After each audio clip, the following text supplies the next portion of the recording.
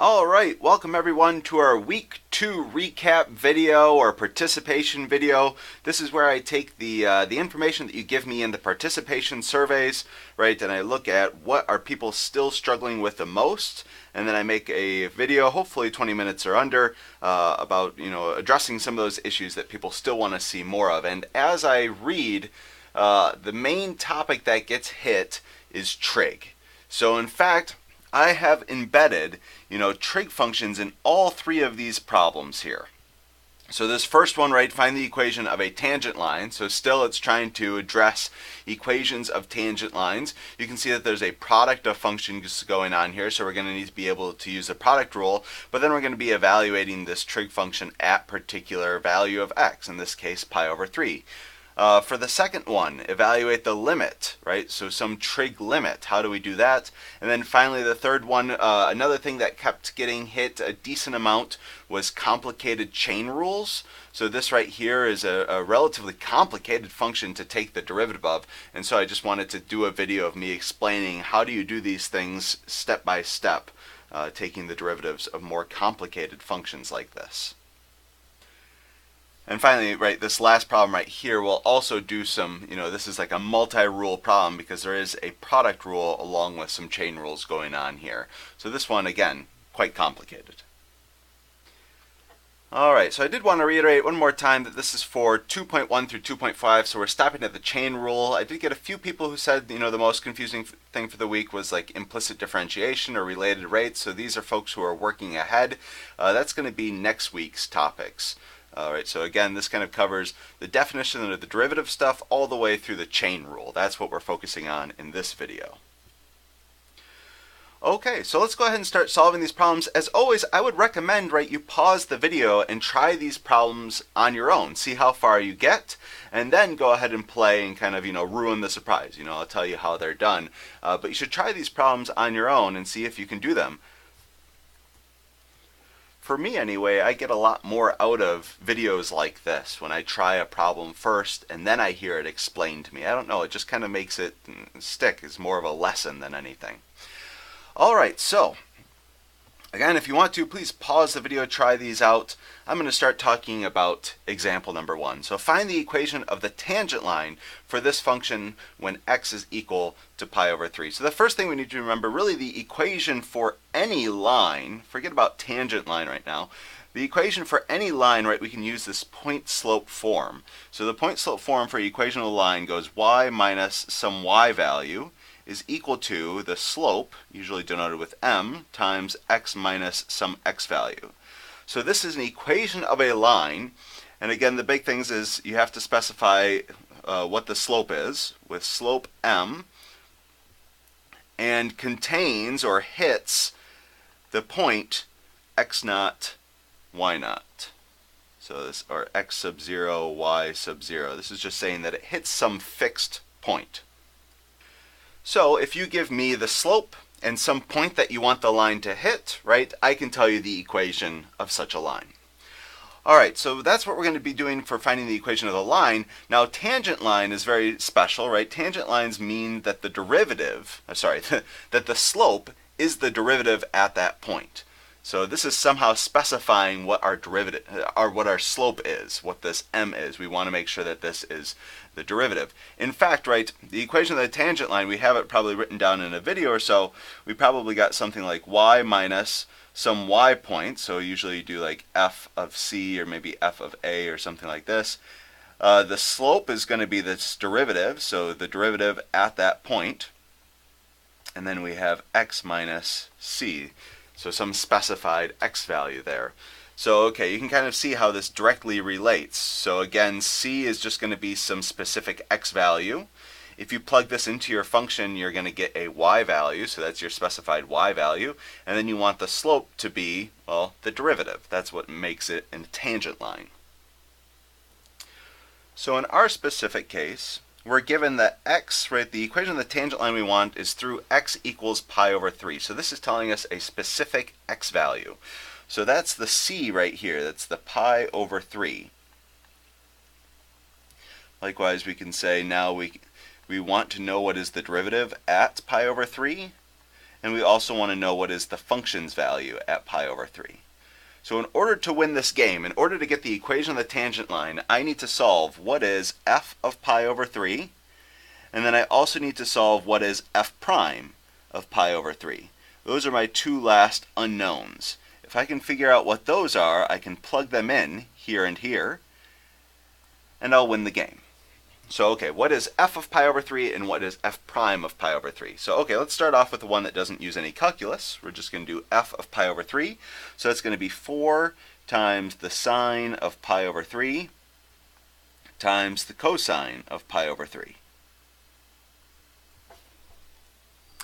And remember, for this class, right, trig is definitely a prerequisite. I know in our first video I gave an example of a nice outside video of somewhere that you can watch to really remember your unit circle. I hope that you guys, who are a little bit shaky on your trig, watch that. But let's go ahead and kind of do a quick review. So here's our unit circle. This would be pi over 6, then there's pi over 4, then there's pi over 3, then there's pi over 2, and they keep on going. But we're interested in pi over 3 here, right? And so when I look at this, I'm thinking, what's bigger, the y value or the x value? That is, how much I go up and down, or how much I go left and right. And to me, how much I go up and down, that's the bigger value. So that's going to be my root 3 over 2. And remember, the y value on the unit circle is sine. So I'm going to go ahead and replace this. Sine is going to be root 3 over 2. And this is just a trick of how I remember it. If you have it memorized a different way, that's great. And then cosine, right? Cosine is how much you move left and right. So that's this green value right here. Notice that that's a little bit smaller than the height, the y value. So cosine is the x value, how much you move left and right. And that's the smaller one, right? These things always seem to come in pairs, right? If sine is root 3 over 2, cosine is usually 1/2, and vice versa. So these things are usually friends, right? You usually see root 3 over 2 kind of friends along with 1/2. And then the other set of friends are, right, root 2 over 2 is kind of friends with itself to some extent, right? You kind of see a lot of root 2 over 2s together. All right, so there's the trig evaluation. Now the last thing that we have to do is go ahead and maybe simplify. We can see a 4 up top, and we're going to have two 2's in the denominator, so 2 times 2 is 4, so these actually perfectly cancel out. And we're going to be left with root 3 times 1, which is just root 3. So there is f of pi over 3. So we are halfway there. We could go ahead and plug in our f of pi over 3 now that we know what it is. But let's go ahead and also calculate out f prime of pi over 3. So f prime of pi over 3, well, in order to calculate this, really what I need to do is first calculate out what is f prime of x. So let's first calculate out f prime of x. So again, here's our function that we need to take the derivative of. And when I look at this function, right, I see that it's a product of two functions. When I look at this thing, I see kind of here's one function right here, and it's times another function. So I group the 4 with the sine. You can also kind of take that out and consider it like a constant multiple. You could also group the 4 with the cosine if you really wanted. But this is just the way that I see it.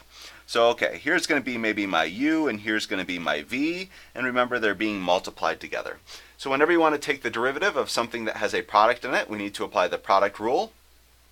So again, this is going to be the derivative of the first. So the derivative of 4 sine x times the second, and you leave that one alone, plus the first, 4 sine x, times the derivative of the second. So the second was cosine, we need to take the derivative of that. So I'm just using this little prime notation to mean, hey, take the derivative of this thing. So okay, there's the product rule. Now let's go ahead and calculate out all of these components here. So if I was to take the derivative of 4 sine x, well, here's a constant multiple, right? This 4 is along for the ride. And the derivative of sine is going to be cosine. All right, leave that alone, leave the 4 sine x alone, and now I need to take the derivative of cosine. So the derivative of cosine is going to be negative sine. So these are a couple things that you need to have memorized, right? What is the derivative of sine? What is the derivative of cosine? I also expect you to be able to tell me what is the derivative of tangent and what is the derivative of secant. These are typically the 4 that we expect you to have memorized. So the derivative of tangent is secant squared, and the derivative of secant is secant tangent. So those are the four that I expect you to have memorized. Okay, so let's go ahead and do a little bit of simplification here. I see that this is going to be 4 cosine squared, right, because there's 2 cosines being multiplied together. And then let's see, there's a minus sign here, so I can do minus 4 sine squared. So there's a perfectly good derivative and everything, but again, our goal, we want to know what is f prime of pi over 3. So we want it at a very specific x value. So let's go ahead and maybe plug this in. I'm going to have 4 cosine of pi over 3, and then I'm going to need to square that, minus 4 sine of pi over 3, and then I'm going to need to square that. All right, well, we just evaluated out up here, right? Cosine of pi over 3 was 1/2. And then I'm going to need to square that. And sine of pi over 3, that was root 3 over 2. Square that. So when I square a fraction, remember I have to square the numerator and the denominator. So when I square 1, I just get 1. And when I square 2, I get 4. So this is going to be 4 times 1/4. So that's just going to be 1. Over here, I'm going to have 4 times, and let's square each piece, right? The numerator, when I square the root 3, I'm going to just get 3. And when I square 2, I'm going to get 4. So there's going to be a good amount of cancellation here. So I'm going to end up with 1 minus 3. So that's going to give me negative 2. So my final answer, right, I'm going to plug these two things in here. My final answer will be y minus root 3 is equal to negative 2 times x minus pi over 3. That's an equation of the tangent line. Now in WebWork, quite often they make you solve for y equals. So if you wanted to solve this for y equals, you know what I would do is I would just move over that root 3. So I would write my answer as y is equal to negative 2 times x minus pi over 3. And then I'm just going to add root 3 to both sides. So you can also leave your final answer like this. You can distribute that negative 2 and make it look even simpler if you'd like, but that's not necessary. If you have a little bit of extra time and you want to see what we really did, right, it's a good idea to graph this in the Desmos grapher. Right, so go online, you can graph what does this 4 sine x cosine x look like, and then you can also graph on the same set of axes our tangent line equation and see that this actually really does look like a tangent line. We've found the equation of the tangent line for our graph. All right, with that, I think I'm done with example 1. Let me go ahead and move on to example number 2. We'd like to evaluate some limit, and again I've put some trig functions in here. Okay, so the first thing that I do for any limit problem really is that I want to try to plug in 3 everywhere I see a t, right? I'm going to plug in this value that I'm evaluating the limit at, in this case 3, in for our variable t. So if I do that, I'm going to get tangent of, let's see, I'm going to get 3 minus 3, so that's going to be 0, divided by 3 squared, that's going to be 9 minus 9. I'm going to get 0. So tangent of 0 is 0 divided by 0, and so that's kind of the scenario that I'm in. I'm hoping that I can somehow get these zeros to cancel in some clever way. And in 2.4 we learned a kind of this new way of getting zeros to cancel with our sine of x over x, right? So for instance, we had the very base theorem is the limit as x goes to 0 of sine of x over x goes to 1. So we want to use something like this, and remember we upgraded this several times in that video. In particular, the one that we're going to be most interested about is the limit as x approaches a of sine of f of x divided by f of x. That goes to 1 so long as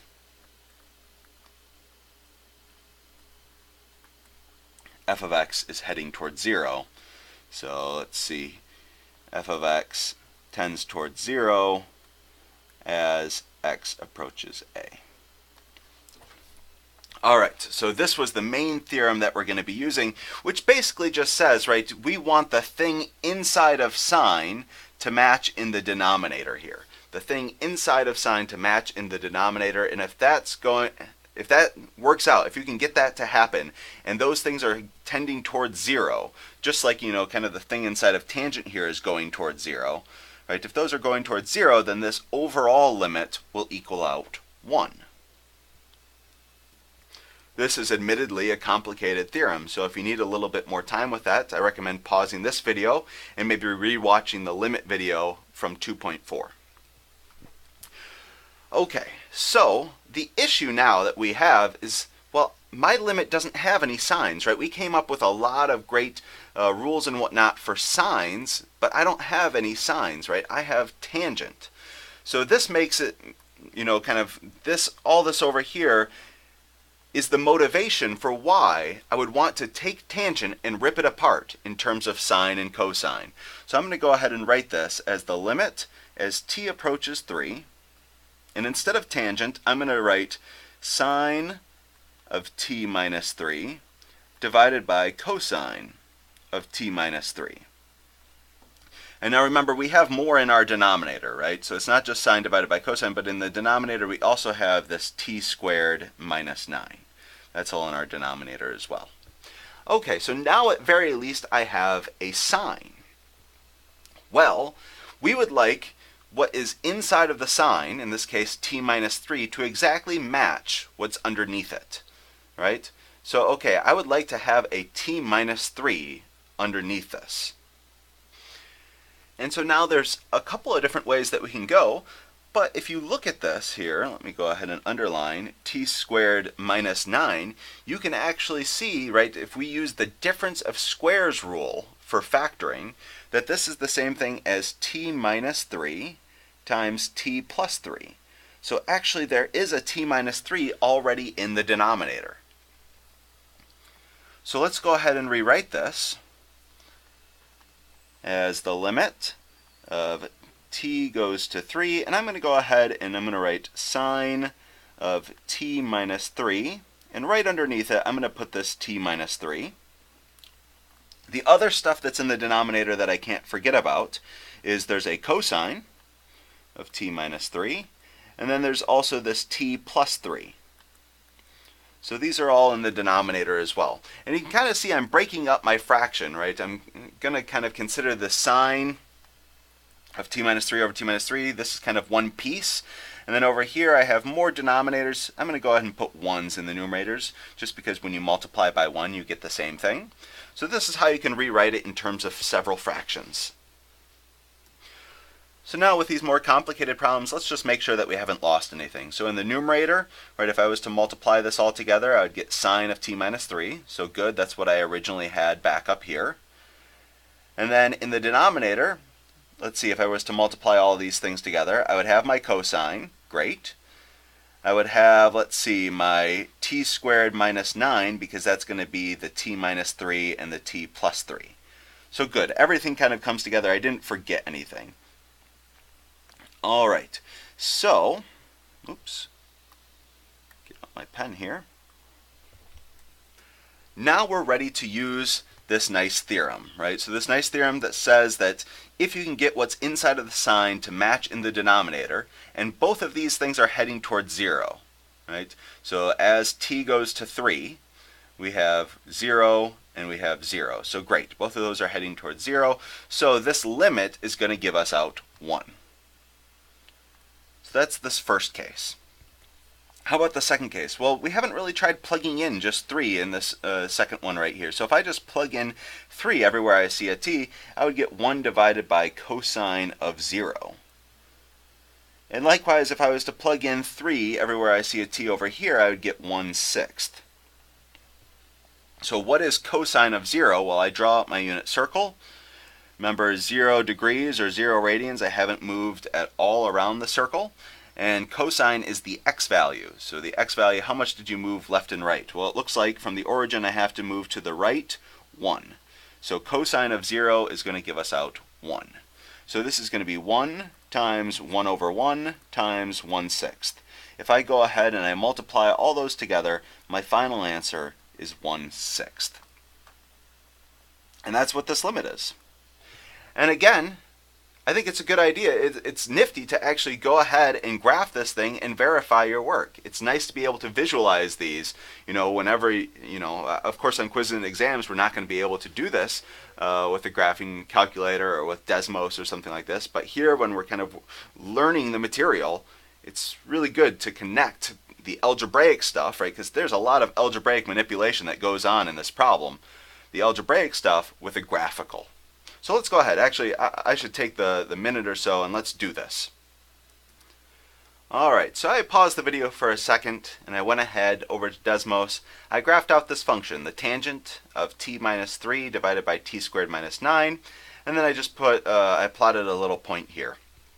So I want to show you that at 3, first of all, you can't really see it. Desmos has a hard time with putting in little holes, right? Because it is an infinitely small hole. But if you kind of just take this and you drag it over, you can see at 3, it does actually say that this is undefined, right? You can't plug in 3 to this thing. But it does get really, really close to some value, right? So whatever that value is there, it does seem to approach it, again, from the left and from the right. So again, for our limits here, we think about approaching from the right, and we think about, approaching from the left and approaching from the right. What y value does this get close to? And according to our answer, it gets close to the value y equals 1/6. So, and let's go ahead and maybe, I don't like orange here, maybe green. So as I really zoom in here at 3, you can see that, yeah, they really do seem to meet up. Now again, the red function here doesn't make sense at 3. When you go ahead and you plug that in, sorry, it's coming up with my green function right now, but if I go ahead and take that off for a second, at 3, right, it says that this is undefined. There we go. At 3, this is actually undefined. There's a hole there, but it's just what the function approaches from the left and from the right. It's getting closer and closer to the y value of 1/6. Which we have here. Alright, so that's exactly what we did, right? That's all of this algebra right here, was to figure out that height that this function is approaching as t gets close to 3. And that height that it gets close to, we found to be 1/6. Alright, with that, I'm happy with example number 2. Let's move on. One more, example number 3. Find the derivative of a complicated function. So our complicated function here is sine of x times tangent squared of 3x. Alright, so the first thing that I like to do for problems like this is there's a bit of notation here that's getting used, and I would like to kind of write it out using some alternate notation that kind of helps us understand how we're going to be taking the derivative of this thing. So first of all, anytime there's a product going on, I would really like to use some sign for that. So I'm going to go ahead and use the dot here for this is really sine of x times tangent of x. I know sometimes you get kind of going and you can just drop these things, but let me go ahead and introduce that. And then tan with this little 2 here, this means that you're taking this entire function, tangent of 3x, and you're squaring it. So this tangent squared, really, this is the entire tangent function being squared. So writing it like this, you kind of see all of your operations. You see that stuff's being squared, you see that you're multiplying sine times this whole quantity, and so I think this way kind of represents it better as far as to take the derivative of it. Alright. And so, kind of looking at this, the outermost operation I see is the product, right? So just like in our first example, this is going to be a product rule. So here's maybe my u and here's maybe my v or something like this. And so if I want to take the derivative of g, we're going to do, well, the derivative of u, remember we're using the product rule here, so the derivative of the first, the derivative of sine, again is cosine, times the second. So we just leave that alone right now. Tangent of 3x all being squared plus the first. So let's see, that's going to be sine. And then times the derivative of the second. So times the derivative of, and actually this one's going to be so complicated. Let me go ahead and just pause for this, on it for a second and say, hey, we want to take the derivative of this thing. Tangent of 3x, and all of this is being squared. So you can kind of see this breaks it up. This is a nifty way to break it up into kind of sub-problems. because now I was able to take the derivative, applying this product rule.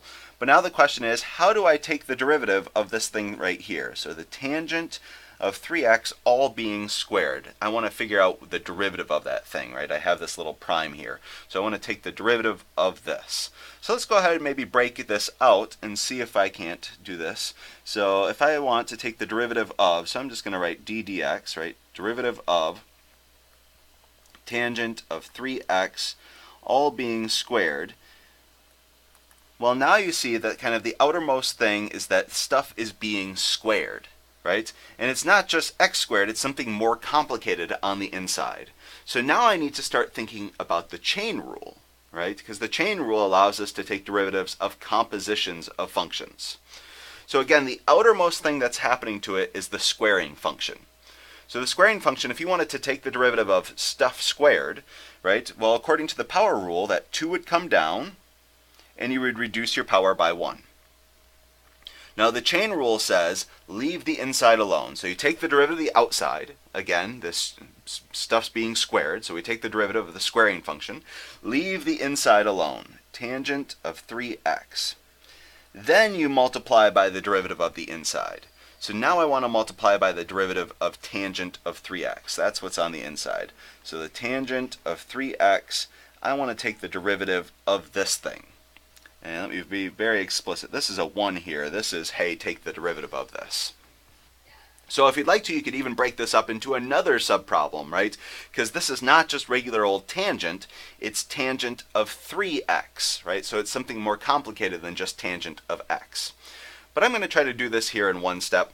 So, okay, if I want to take the derivative of tangent of 3x, again, there's kind of a chain rule.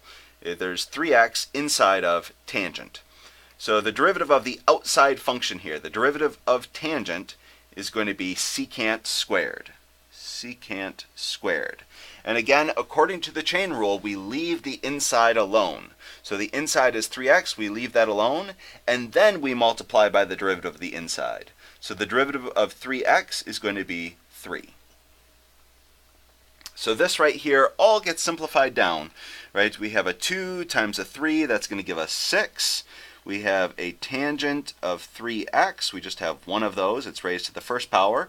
And then we have a secant squared of 3x. So there is our derivative of tangent of 3x being squared.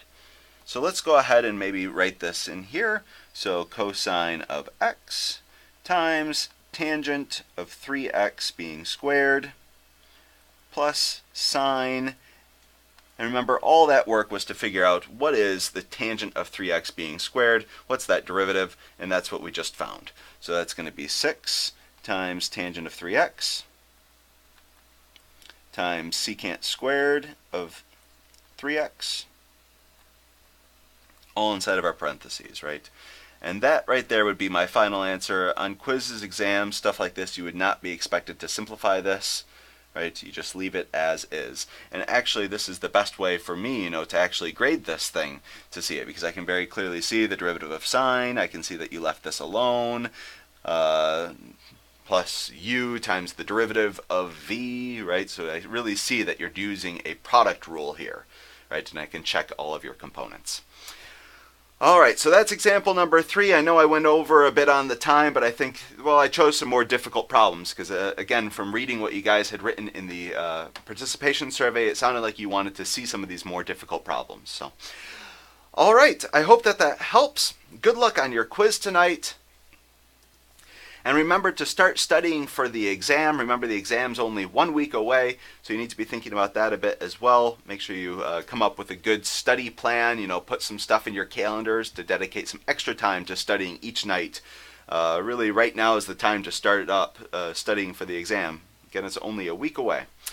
All right, thanks for watching. I'll see you guys later.